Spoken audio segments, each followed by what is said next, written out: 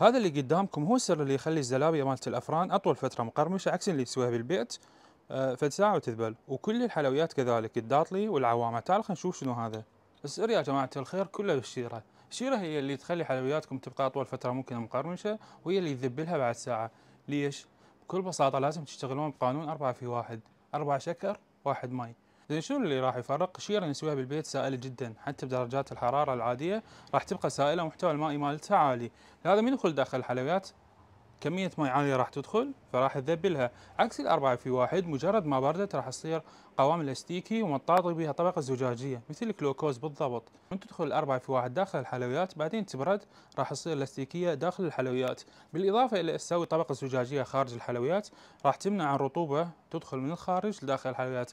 كذلك احنا ما عندنا داخل الحلويات رطوبة أساسا، لأنه الاستيكي القوام جوا ونسبة السكر عالية، فراح تبقى مقرمشة أطول فترة ممكنة.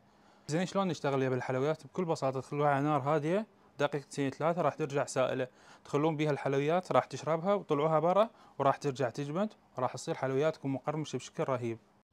نحتاج 4 أكواب من الشكر، خليهم بقدرية، خلي عليهم كوب واحد من المي، بس كوب واحد على النار. من تغلي راح أخلي نصها شوكة شاي من الليمون دوزي، وبس هيك بكل بساطة تخلوها تغلي كم دقيقة بعدين وتطفون النار. جربوا الطريقة، راح تندعوا لي كثير أو ما تندعوا لي بكيفكم. أشوفكم في فيديو جديد ومعلومات جديدة إن شاء الله، لأن أكلني البق والحر.